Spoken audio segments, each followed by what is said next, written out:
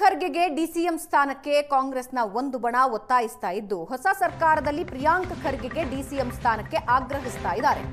Priyank ಖರ್ಗೆಗೆ DCM ಸ್ಥಾನ ನೀಡುವಂತೆ ಸೋನಿಯಾ ರಾಹುಲ್ಗೆ ಒತ್ತಾಯಿಸ್ತಾ ಇದ್ದು, ಡಿಕೆಶಿ ಸರ್ಕಾರದಲ್ಲಿ ಪ್ರಿಯಾಂಕ್ ಖರ್ಗೆಗೆ ಡಿಸಿಎಂ ಹುದ್ದೆ ನೀಡಲಿ, ಪ್ರಿಯಾಂಕ್ಗೆ ಡಿಸಿಎಂ ಸ್ಥಾನ ನೀಡಲಿ ಅಂತ ಎಂಎಲ್ಸಿ ತಿಪ್ಪಣ್ಣಪ್ಪ ಕಮಕನೂರು ಒತ್ತಾಯಿಸ್ತಾ ಇದ್ದಾರೆ. ಸಿದ್ದು ಸಂಪುಟದಲ್ಲಿ ಮಂತ್ರಿಯಾಗಿದ್ರು, ಅವರಿಗೆ ಡಿಸಿಎಂ ಸ್ಥಾನ ಕೊಡಿ ಅಂತ ಆಗ್ರಹಿಸ್ತಾ ಇದ್ದಾರೆ.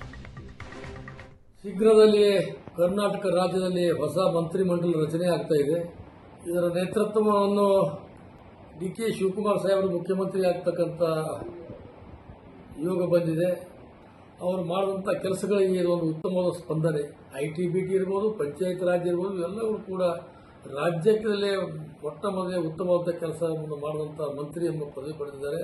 ಅದಕ್ಕಾಗಿ ಮಂತ್ರಿಮಂಡಲ ವಿಸ್ತರಣೆಯಲ್ಲಿ ಪ್ರಿಯಾಂಕ್ ಖರ್ಗೆ ಸಾಹೇಬರಿಗೆ ಉಪಮುಖ್ಯಮಂತ್ರಿಯ ಸ್ಥಾನವನ್ನು ಕೊಡಬೇಕು ಎಂದು ನಾನು ಸರ್ಕಾರಕ್ಕೆ ಒತ್ತಾಯ ಮಾಡುತ್ತೇನೆ.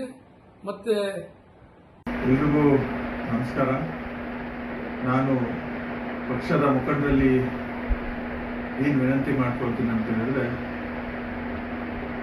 ಮಾನ್ಯ ಸೋನಿಯಾ ಗಾಂಧೀಜಿಯವರಾಗಿರ್ಬೋದು ಅಥವಾ ರಾಹುಲ್ ಗಾಂಧೀಜಿಯವರಾಗಿರ್ಬೋದು ಅಥವಾ ನಮ್ಮ ಎಸಿಸಿ ಅಧ್ಯಕ್ಷರಾದ ಮಲ್ಲಿಕಾರ್ಜುನ್ ಖರ್ಗೆ ಸಾಹೇಬರಲ್ಲಿ ಮತ್ತು ನಮ್ಮ ಸಿದ್ದರಾಮಯ್ಯ ಸಾಹೇಬರಲ್ಲಿ ಮತ್ತು ಡಿಕೆ ಶಿವಕುಮಾರ್ ಸಾಹೇಬರಲ್ಲಿ ನಾನು ಏನು ವಿನಂತಿ ಮಾಡ್ಕೊಳ್ತೀನಿ ಅಂತ ಹೇಳಿದ್ರೆ, ನಮ್ಮ ಭಾಗದ ಸಚಿವರಾದಂಥ ಪ್ರಿಯಾಂಕ ಖರ್ಗೆಜಿ ಅವರು ಒಳ್ಳೆಯ ಕೆಲಸಗಳನ್ನು ಮಾಡ್ತಾ ಇದ್ದಾರೆ. ಅವರನ್ನ